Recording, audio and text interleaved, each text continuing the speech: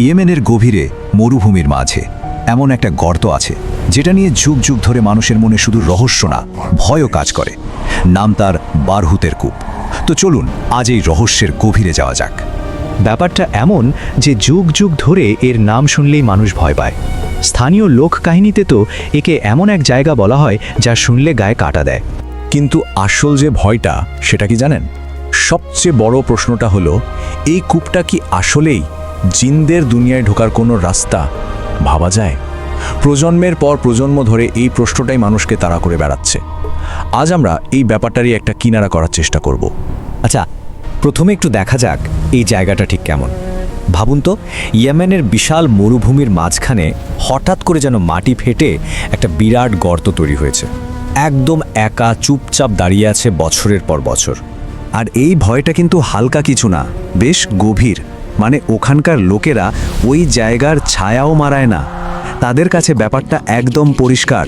ওই কূপের কাছে যাওয়া মানেই নিজের বিপদ নিজে ডেকে আনা। আর এই যে ভয়, এটাই তো রহস্যটাকে আরো ঘনীভূত করে তুলেছে, তাই না? তো বাইরে থেকে দেখতে কেমন সেটা তো বোঝা গেল, কিন্তু আসল রহস্যটা তো এর ভেতরে। চলুন এবার সেই সব গল্প আর কিংবদন্তির দুনিয়ায় ঢোকা যাক, যেগুলোই বারহুতের কূপকে এত ভয়ঙ্কর বানিয়েছে। এই সব গল্পের একেবারে কেন্দ্রে আছে জিন। ইসলামিক বিশ্বাস মতে জিনরা হলো আগুন থেকে তৈরি এক ধরনের অদৃশ্য মখলুক বা সত্তা।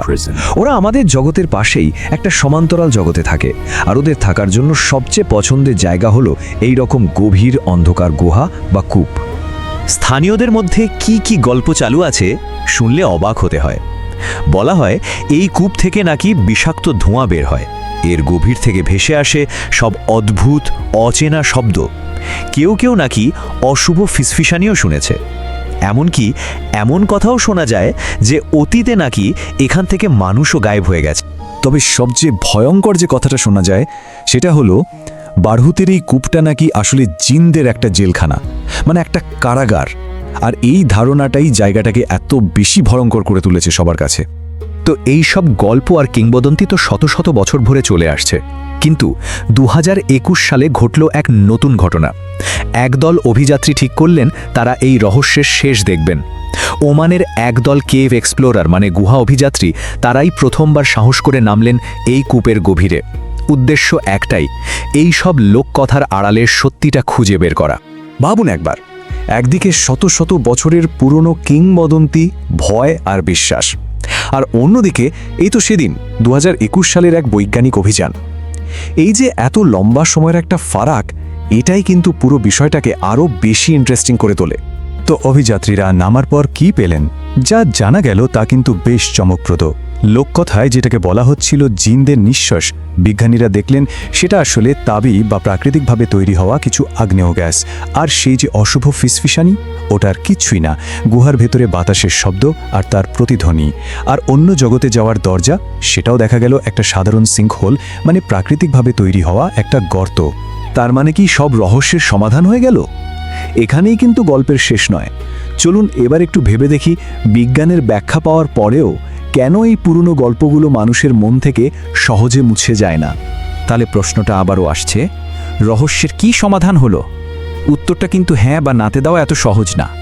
এটা ঠিক যে 2021 সালের ওই অভিযানের বিজ্ঞানীরা কূপের ভেতরের অদ্ভুত গন্ধ বা শব্দের পেছনের কারণটা ঠিকই বের করেছেন। সব কিছুরই একটা প্রাকৃতিক ব্যাখ্যা পাওয়া গেছে, কিন্তু বৈজ্ঞানিক সত্য এক জিনিস আর মানুষের বিশ্বাস আর এক জিনিস। এই কিংবদন্তির একটা গভীর ছাপ কিন্তু রয়ে গেছে, আর গল্পের যে একটা নিজস্ব শক্তি আছে, সেটার জোরেই বিশ্বাসটা আজও মানুষের মনে টিকে আছে। এখান থেকে একটা বড় প্রশ্ন উঠে আসে, এই যে আধুনিক বিজ্ঞানের যুগ, এত কিছু জানার পরেও কেন এই ধরনের কিংবদন্তিগুলো টিকে থাকে? আসলে এটা হয়তো মানুষের একটা স্বভাব। অনেক সময় আমরা সবকিছুর প্রমাণ পেয়ে গেলেও ওই রহস্য আর অজানার প্রতি একটা টান থেকেই যায়।